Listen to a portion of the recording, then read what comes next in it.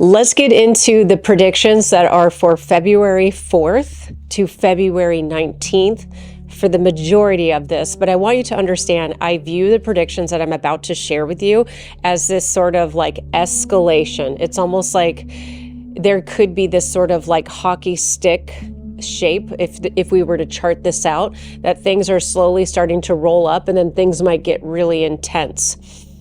So the first collective message that I started to bring through is that there are escalating temperatures. And I feel like this relates to the world. It also is impacting our energy, that tempers are escalating. And the next thing that came through, the very second thing that came through as I was channeling, was that there will be disruption to the lives of many. If you want to know what I'm working on, I actually hand channel my notes. So I want you to understand that there are going to be disruptions to the lives of many and families being broken apart. Very specifically, I want to remind you that I'm here for spirit and soul. I'm here to talk about energy, and I'm not here to tell you what to believe in politically, but what I see is that there is families who will be impacted by new policies put in place by the United States of America. And I see a tremendous amount of sadness around that. And I will say that the deportations that will be happening will be impacting our agricultural construction. And there's a third sector that I'm remembering as I channel. Like I put the notes here. I just see that this is going to impact our economy. The fact that these skilled workers who are often undocumented, that there is actually going to be economic impact as a result of that. But I do believe that everybody will make it through these challenges. And again, I'm not political. I'm responding to what is. And as a result of this timeline that we're on, there will be impact from that.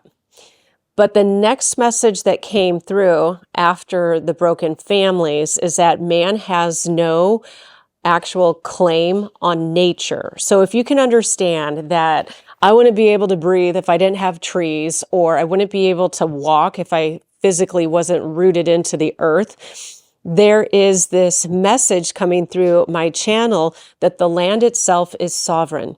And then what I was shown was if you can imagine, we were suddenly pulled up to a spaceship looking down on earth. You don't actually see the boundaries of nations when you look down at the earth. So the idea is that the territorial claims have actually been a byproduct of humanity since ancient civilizations. And that's a piece that we have yet to overcome. I want to share with you that the channel had me write down that the earth is in a process of reclaiming coexistence and mutual respect with humanity. I believe that part of these tragic natural disasters that we've been witnessing is part of reclaiming certain aspects of the sovereign nature, the sovereign energy of nature. And I had the other note that came through is that a lot of the ideas that we can control nature is an illusion. So I thought I would just share that with you. So there it is. There is what we're talking about with the weather. I don't have anything specific right now to add, but what I will share with you is that we're getting ready to pivot into more political nature. And if you're not here for that, then I'm putting timestamps in the description so that you can listen to what you're interested in. Because what I'm about to share with you might be triggering, and I want you to understand I'm not leaning to any political group. I'm here for energy and to help you understand how to, all I do is want to ask, I'm just like proposing questions to you. I'm not saying that what I'm bringing through is the ultimate truth. So disclaimer, use your intuition to decide what is right for you.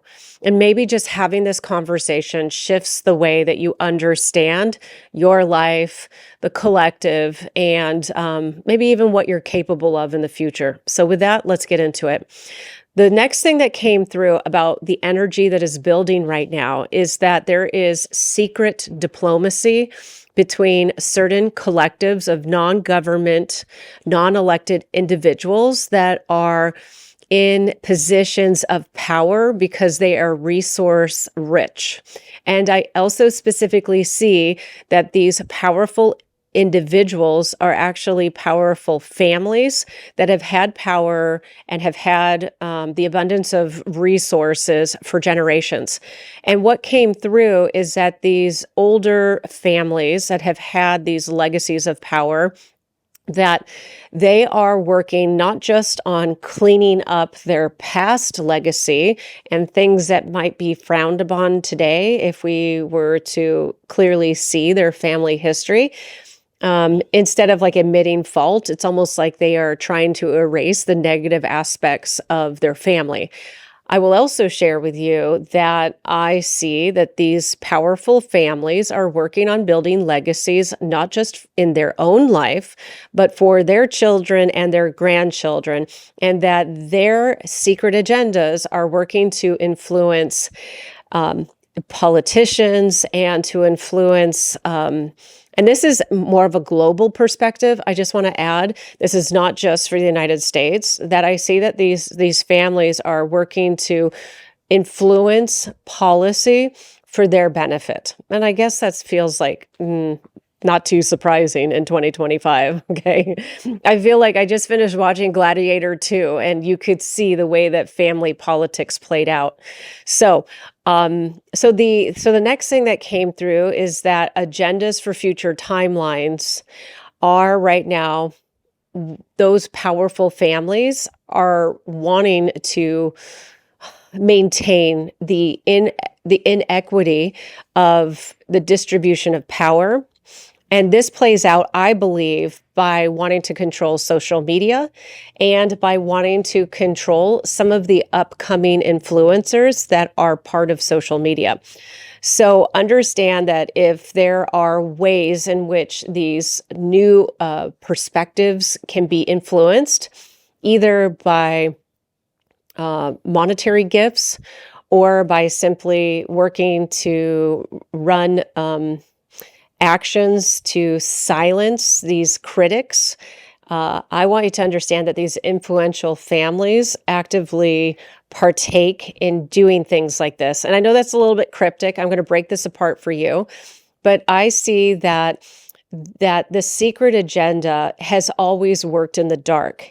And the reason why they always work in the dark is because they want to make sure that they are hidden from public attack. And when I start to remote view who some of these very prominent resource rich families that exist, I also see that they are protected by mystics, that they have mystics that are part of the family's inner group, and that those mystics help create bubbles of protection around the family, and that they also help to inform decision making based on being able to read energy and being able to read energy to get their own predictions to help the family benefit. Does that make sense? I feel like, that there are these secret mystics that exist to protect these powerful families is very interesting. But in full disclosure, I have actually met one in my life, and I know that they are real. So I'm not going to say who it is, though. I wish I could, but I did make a promise that I wouldn't share information. I know. So let me just keep going. So very specifically, 3 people came up as being a focal point of wealthy, resource-rich people wanting to suppress content by 3 people. And if these people trigger you, put it in the comments. But I want you to understand, this is a non-biased approach. It's what came through in channeling. Very specifically, what came through is Candace Owens, and that she needs to monitor her safety. Now, I'm not, I'm here wanting to deliver messages so that people stay safe. And whether you agree with her politics or you don't, I actually believe in free speech. And she would probably absolutely detest, from what little I know about her, that I am an intuitive person talking about her. So I feel like I'm putting my own neck out there delivering this message, but I would rather somebody be safe, sharing their perspective, even if it has rubbed a lot of feathers the wrong way. Isn't that how the saying goes? I think that's how the saying goes. So what I hear is that she is really, I'm trying to read my writing. Hold on really quick. Is that there are powerful enemies that are and have conspired to actually work to deplatform her. I feel like with Candace Owens that she has such an opinionated view and is so powerful in the way that she presents it, with that kind of like zero F's given energy, which is what I know of her. Again, I don't sit and watch her content, so I don't really know her that well. But what I see is that she's just made a lot of people angry, and that I see that these powerful secret, I don't even know, like powerful secret families don't really approve of her politics. And then I very specifically heard a term called gang stalking. But I believe that this is in relationship to PR campaigns being leveraged against her to discredit, defraud, and deplatform her. So I also hear, and this came through twice for her, that she is protected by divine light as guided by light. So I do believe that she's a Christian, and I really respect that Christian energy is coming forth for her in this message. The second person that came through is Joe Rogan.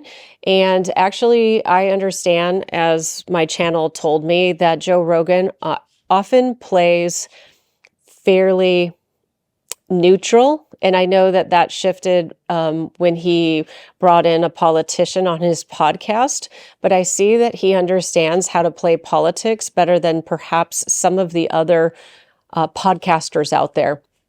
But I see that he is being criticized by certain people that are connected to politicians for misinformation, particularly when it comes to health and wellness, which, by the way, I just want to say that he's brought a lot of great perspectives to his podcast that I believe need to be heard.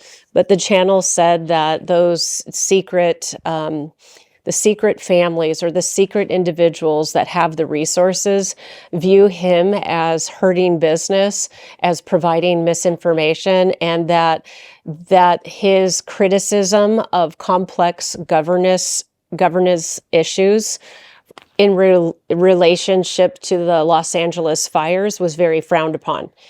So they see that as sort of like this red flag that he isn't perhaps playing neutral as much as they would like him to. So I'll just say that as far as it goes for Joe Rogan, I just feel like he's being watched and monitored very closely. I feel like it's been this way for as long as his podcast has been out.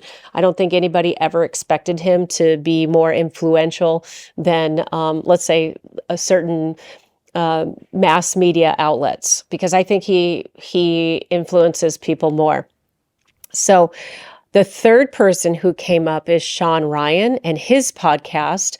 And then very specifically in my channel, what was brought forth was the January 1st Las Vegas incident. That's the Cybertruck explosion regarding the Army Green Beret. His name is Matthew Livell. I can't read my writing. You know who I'm talking about. Sorry, I'm not trying to be like a media person, so bear with me. What I see is that the incident, as I were channeling these messages through, is that the incident itself actually kind of spooked Shawn Ryan.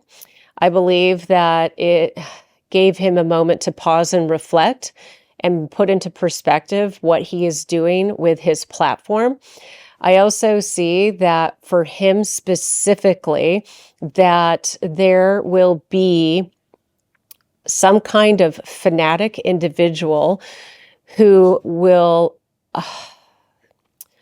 how do I say this? Let me just read my writing really quick. Is that I have right here that his approach right now, he needs to focus on personal protection. He very specifically needs to have security for him and his family.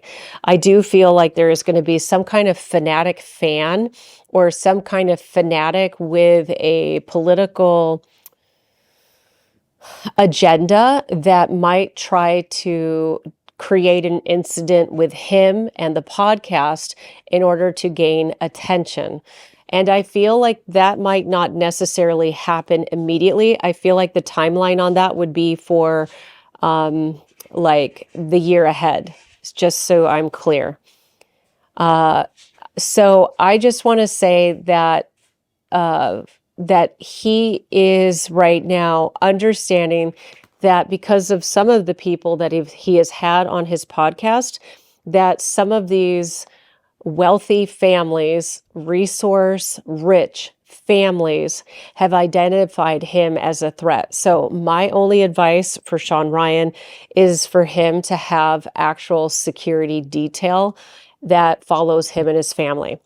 So here we are. That's it for sort of the general political stuff that I had come up.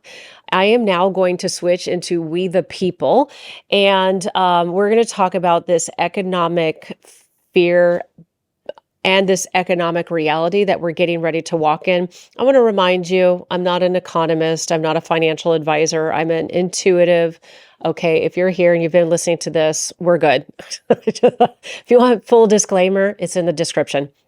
But I want to share the first thing that came through is that the economic fear of the collective is real. And as a result, that the fear of what's going to happen, we have people who are, federal employees, and that's close to 900,000 people who are dealing with economic uncertainty as of recording this February 2nd. Of 2025, that economic uncertainty will play a piece into our economy. There will also be slower growth because I see that there are going to be a lot of job disruptions with new policies that are in place. Very specific. Okay, sorry, the camera battery went dead, and I'm going to jump back into it. So there is going to be economic, slow growth. Actually, I should just say the economy is slowing down. And because the economy is slowing down, there actually will be spiritual benefit that come out of this slow period. I want you to understand that it will help people understand what their core values are and where they're actually depositing their time and energy, because when resources are tight, we have to be mindful of the way that we are distributing our time and our energy. So it will be an opportunity for the individual to get reconnected to what really matters. And then I see that this is going to be an uncomfortable way to bring families back together, because with the slow growth of the economy, families might have to reintegrate out of economic need. And because of that, families are going to have those uncomfortable conversations in order to build a family, a shelter of safety.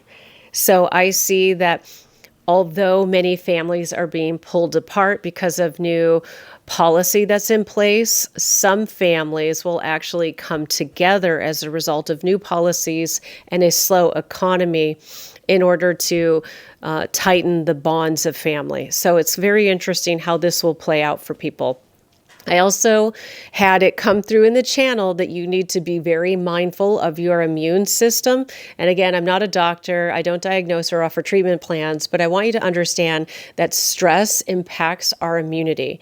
And when we get overstressed, our immune dips and we get sick. So if you are fearful or you already know you have like a low immune system, this is a great time for you to focus on self-care practices like eating nutrient-dense food, eating local if possible, making home-cooked meals, and very specifically what came through to help people through this economic slow period of time, as well as wanting to build up their health so that they are immune to the stress and the illnesses that are floating out there, is that you should focus on understanding that frozen foods are very good for you, that dried beans that are reconstituted at home are great sources of fiber and are beneficial for the body. I also see that frozen meats are a great way to consume what you need.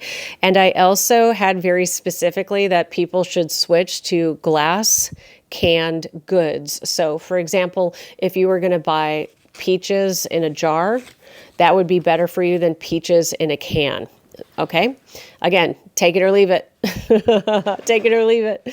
I also see that families in relationship to money, that families will have to move through a sense of financially supporting each other.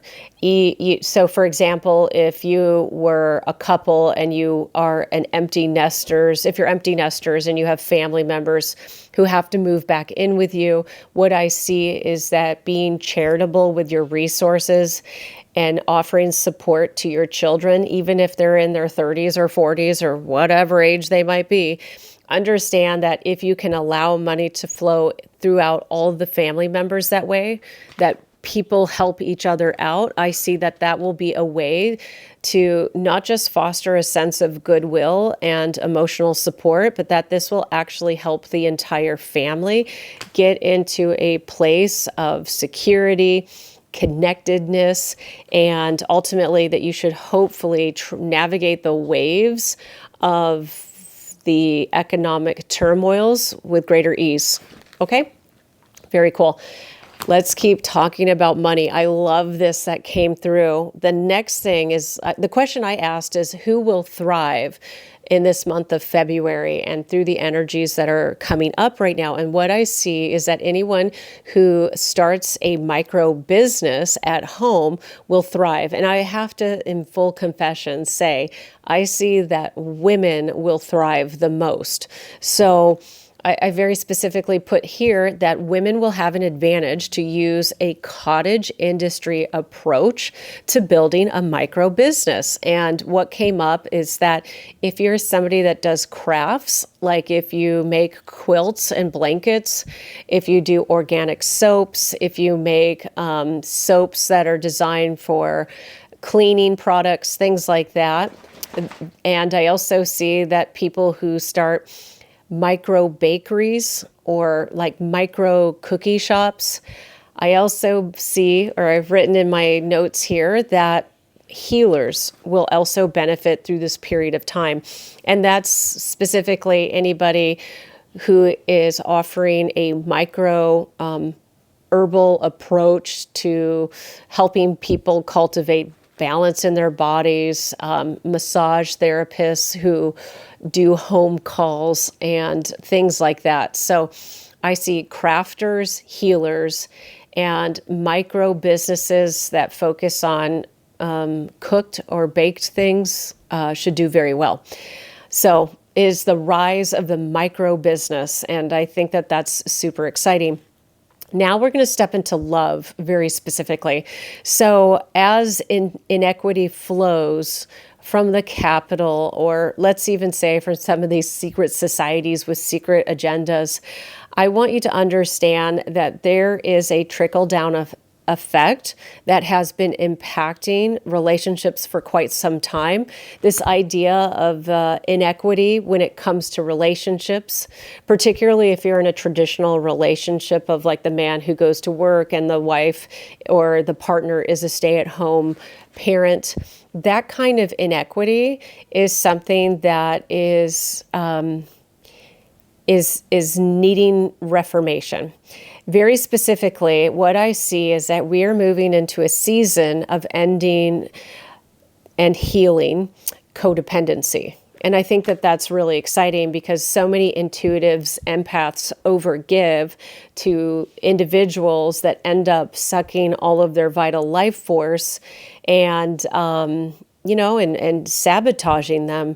And if these codependent relationships heal, then that's going to create more authentic connections. So it has sort of been this great winter for relationships. I want you to understand that eventually the winter season will literally thaw out and give way to something new. It'll give way to spring. So that image of being in a place that might feel uncomfortable, whether you are single or taken, is needing your attention.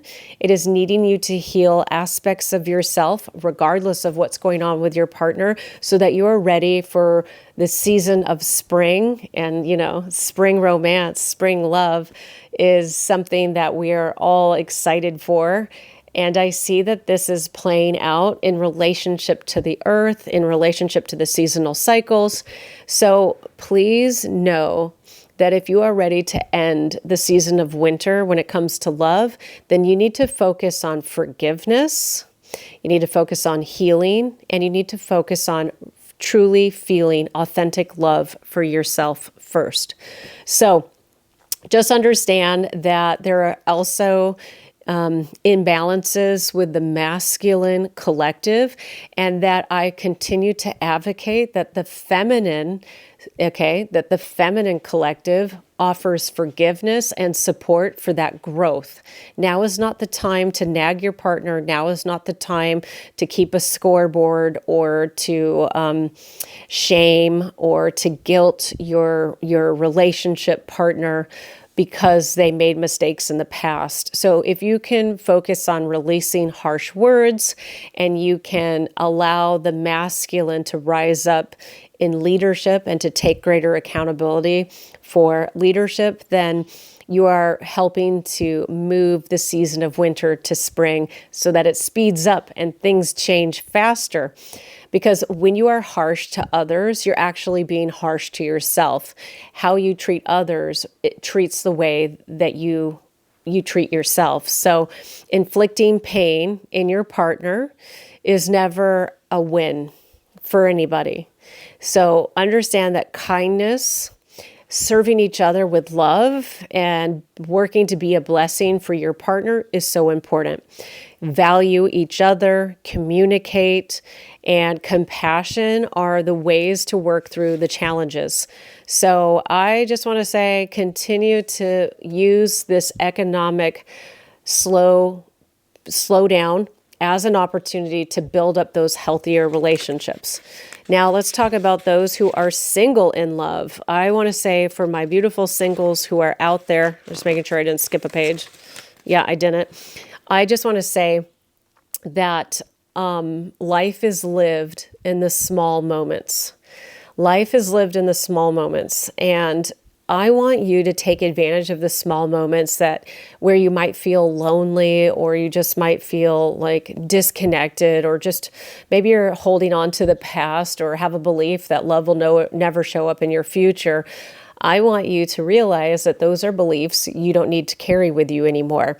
You are healing your heart. And I want to advise you that new relationships are showing up for the evolved single. And I say the evolved single because this is the person that has been doing the inner work to know yourself better, to understand what you will accept in a relationship and what you will not. You have ended codependent tendencies. You work often at living your healthiest lifestyle. And so what I see is that new relationships are coming in for the evolved single. And I want you to understand the idea of the third date rule, which is basically go on 3 dates and you're supposed to be sleeping with the person, is very much old paradigm. I want you to know that when I do relationship readings with clients, I see energetic connections between two people, and that happens from the first moment of intimacy. So I don't really advocate like one night stands because I feel like that will end up breeding sadness within your energetic system because you're creating cords to a bunch of people who actually are never truly returning the love. So what I want to say is delay physical intimacy in new relationships for as long as possible. Now, I know some people are like, oh my God, I've been single for so long, I would never do that. But honestly, if you can delay that physical intimacy, what you're doing is making space for authentic emotional connection, and you get to experience the beauty of romance. And what has come through in the channel is that if you try to go from a piece of coal, let's say that's the starting point of a relationship, and you expect it to be a diamond within 24 hours, that oftentimes that's because the end product is like cubic zirconium. It's not real. And so what the channel has shown me is that it takes time to go from the start, which is kind of scruffy and, a mass of coal, just like a mineral. And it takes time to go through the pressures of life together to get to that aspect of being a true diamond. And I want you to have the diamond love. I want you to have a love that shines bright. So if you can focus on emotional connection and enjoying romance along the way, it will set you up for relationships that last. I can't believe it. I got through this video. It's a little bit longer than I thought it was. And I know I had a lot of information to come through. If you just want to see an abbreviated version, go to my TikTok channel. And I recently on TikTok gained like 40,000 new followers in like 12 hours, which is astonishing because that reminds me of the old days of TikTok.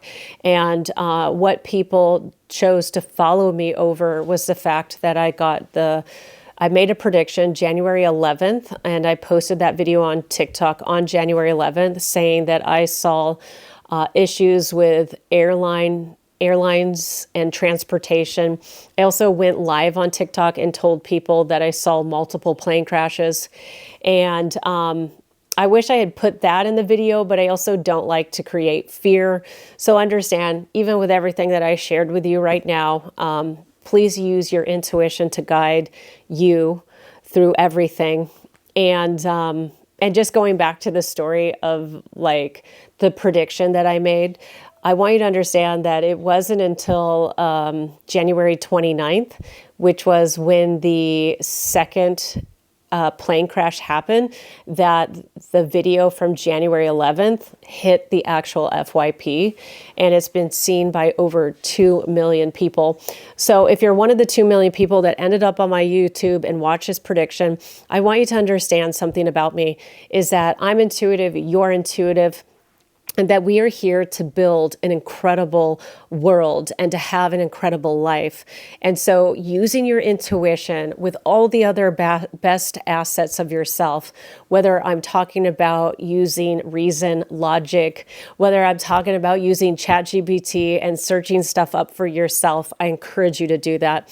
I do believe that we should all have the right to freedom of speech, and that we should have the right to have conversations occur between multiple groups of people or individuals, regardless of what it is that they choose to believe. These contrasting approaches to beliefs and ideas that are philosophical or political in nature, it actually leads to each of us learning more about ourselves. And that's what I'm here for, is for the overall expansion of our hearts, our souls, and for us to be more inclusive of one another. So with that, I just want to say thanks for taking the time to watch this video. I will see you in my very next prediction. Sending you light and love.